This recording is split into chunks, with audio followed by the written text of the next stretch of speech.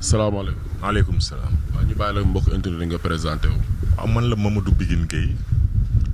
dëkk Fatick nekk coordonnateur national mouvement Malaw Malaw mooy Macky la ñu wax donc mouvement boobu ñu ngi ko créé juste avant début campagne électorale c'est-à-dire au lendemain de l'audience bi nga xam ne moom la ñu président accordé woon à la présidence le 27 septembre dernier voilà si loolu daal la ñu toll ñu ngi si liggéey bi tout comme au niveau de Fatick à Dakar le mouvement est... Comment ça se passe là-bas liggéey bi ngeen di liggéey foofu au niveau de Fatick. waaw Fatick disons que nous avons déjà maillé la commune léegi dese nañu le département il y a ce qu'on appelle des cellules communales c'est-à-dire des cellules de quartier du mouvement Malaw et presque tous les quartiers de Fatick ont des représentants ci biir mouvement bi et c'est des gens yoo xam ne ils se réunissent chaque mois def benn tour d'horizon de l'actualité au niveau local suñu paree ñun ñu yéegal ko au niveau national donc on communique souvent par rapport au mouvement peut-être dañuy soog a xamante ak site bi certainement mais ñun souvent dañuy communiquer ak site yu bëri dans le cadre des activités de notre mouvement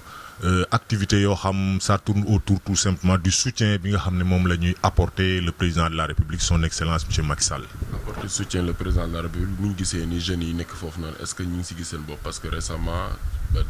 élection yi passé am na jeunes yi génnoon foofu taal ay pneu di révolter contre ñoom manque d'emploi bi fa am ak kenn faalewu leen yéen loolu di wax ci loolu. waaw mais xam nga yooyu moom peut-être xalangu dajul suuf mais man ñun ñi dëkk Fatick xam nañ ne quand même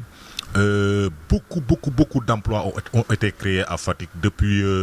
waxuma la 2019 bi président di am deuxième mandat mais depuis 2012 nañu bañ a fàtte ne déjà le port autonome de Dakar doomi Fatick moo ko yoroon te dugal na fa des centaines d'emplois peut-être nag nekkul na ñëpp ñoo nekk ci ay emplois yoo xam ne peut-être sécuriser nañ ko wala am nañu fa ay contrat à durée indéterminée wala yooyu mais franchement au niveau du port rek la fa jot a dugg ci kattanu président Macky Sall ak docteur Cheikh Kanté bi nga xam moom moo nekkoon le directeur général loolu ñoom moom ñëpp teg nañ ci seen bët sans maintenant compter le nombre de directions générales yi nga xam ne moom la président joxoon ay doomi Fatick ñoom it ñu jàppale bu baax ay ndawu Fatick maintenant mën nañu wax ne am na toujours ay poche c'est-à-dire am na ay xale yoo xam gisaguñ ci seen bopp bu baax te damay compatir ci seen i jafe-jafe parce que bu ma sañoon tey au niveau de Fatick quand même emploi bi la Ablaye Wilane waxoon président de la République moom Fatick la dëkk buy ñeexalaatee ba yegg si Fatick dafa war a dolli ñeex kon pourquoi pas war nañu mën a dolliwaat encore une fois jeunes yooyu ñu jot si emploi yi bu baax parce que loolu rek lañu am si en tout cas magistère u président Macky Sall parce que yàgg nañ ko jàppale ñun nekkul ay 2012 mais c'est dès le lendemain de la création de l'APR c'est-à-dire en 2008 que la ñu jógoon ñun gunge Macky Sall booba ñu bëri gëmuñ ko woon tey donc bu lii amee pourquoi pas ces jeunes là bi nga xam ne gisuñu seen bopp war nañ mën a yëngu mais nag ci forme bi ñun le mouvement Malaw d'accordul woon c'est-à-dire amul violence amul indiscipline amul ay actes yoo xam ne c'est aux antipodes en tout cas des valeurs yi nga xam ne moom la ñu président jàngal ñun ci loolu rek la ñu waxoon mais nous ne sommes pas contre en tout cas le fait de revendiquer comme na ko Ablaye Wade jàngale woon vraiment revendication ci politique la bokk te man maa ngi compatir en tout cas ak jeunes yooyu di ñaaxaat président Macky Sall mu gën leen a jàppale ci par rapport ak possibilités yi nga xam ne moom la am véritablement par rapport aussi ak ñi nga xam ne moom la promouvoir te ñooñu aussi am nañu ay possibilités dolli véritablement jëlaat ci xale yooyu ñu liggéey si parce que soxla nañ ko lépp li ñu koy doyee mooy jàppale seen bopp jàppale seen njaboot jàppale seen i waajur donc je suis parfaitement en phase en tout cas avec ces demandeurs d'emploi qui sont des jeunes de Fatick yoo xam ne ñu ngi ci te jàpp nañ ne bu ñu changer en tout cas formule bi ñuy laajee emploi yooyu c'est-à-dire gën a discipliné gën a xam ne président Macky Sall la ñu war a jàppale rek ñun ñëpp loolu mooy suñu objectif bañ a vilipender comme waxoon naa ko ci benn interview ma ne bu leen vilipender président parce que boo dëkkee Fatick di vilipender président yaa ngi vilipender sa bopp et vilipender sa bopp loolu defe naa erreur mënu ko gën a graaw donc nañu jàppale président ci sutura en tout cas ni ko en tout cas suñuy valeur laajee. lan mooy sa réaction ci dàq bi ñu dàq Sidiki Kaba ginnaaw bu mu waxee ci question troisième mandat Macky Sall.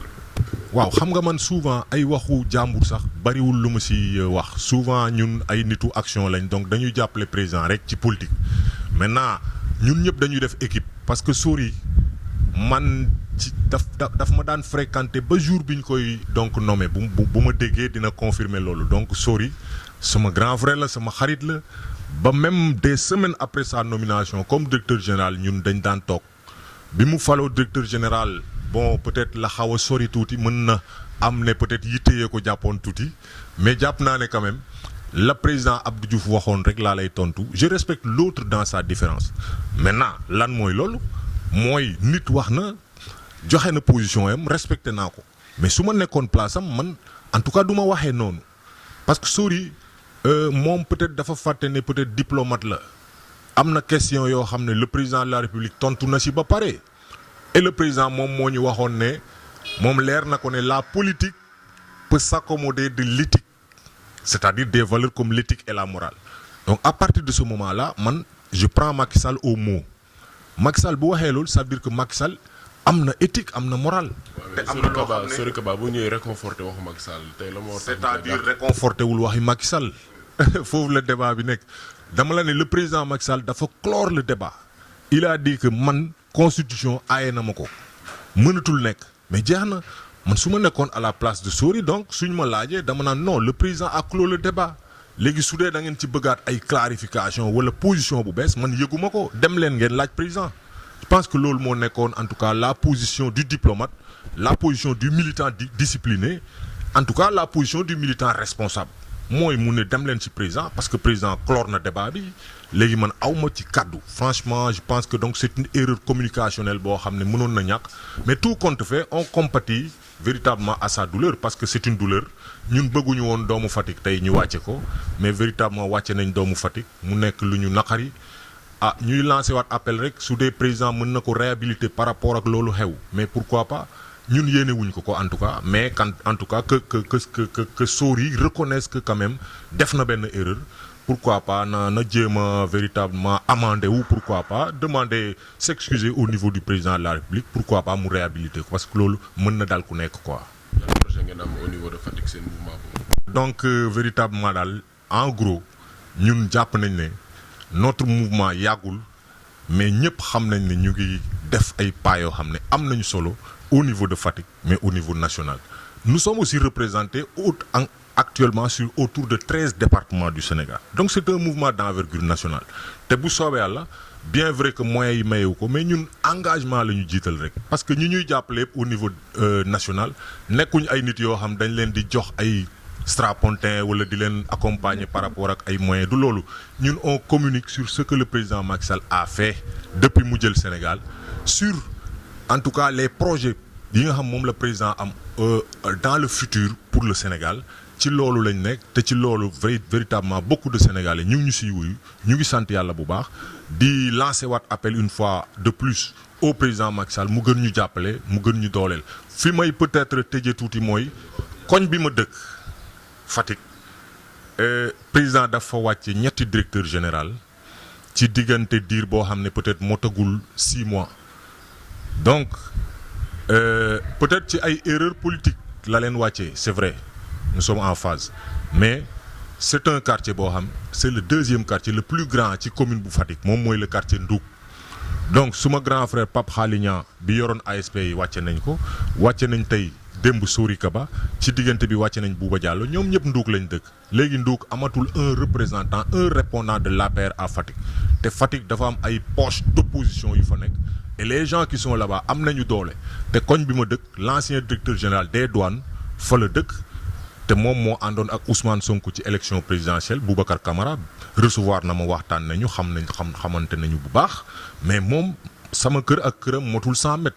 et il est là-bas il tisse sa toile en silence donc en face de Boubacar Camara il y a Cheikh Biteye bi nga xam moom moo nekkoon le directeur de la Sénélec à Touba bi ma koy mujj xam ak Saint-Vincent rue Vincent. Cheikh Biteye aussi. que l'opposition va prendre la ville de Fatick. Non, l'opposition ne peut pas prendre la ville de Fatick. Mais dama la ne. ay cadre lañ moo tax ma ne damay lancer appel président Macky Sall parce que nag mënuñu dëkk ñun Ndouk koñ bu toll ni Ndouk am fa ponkal yooyu ñoom ñaar ñëpp dëkk Ndouk sans compter ñi nga xam dañ leen di jàppale au niveau national et que Ndouk amul benn contre-pouvoir wala benn en tout cas contre-offensive par rapport ak ñaar ñooñu nga xam ne jàpp naa ne ay opposants yu du ñu ay opposants caaxaan donc dama la leen na président gën a renforcer Ndouk gën a renforcer Fatick pour que tout simplement danger bi nga xam ne moom la opposition boobu dormante bi nekk Fatick bañ a yeewu parce que bu yeewoo lan moo ko yee mooy peut-être am nañu tuuti ay faiblesse au niveau de nos quartiers te quartier bi mu dëkk actuellement amatul benn répondant APR d'envergure boo xam mën na janook ñi ma la wax loolu et c'est dangereux pour le parti.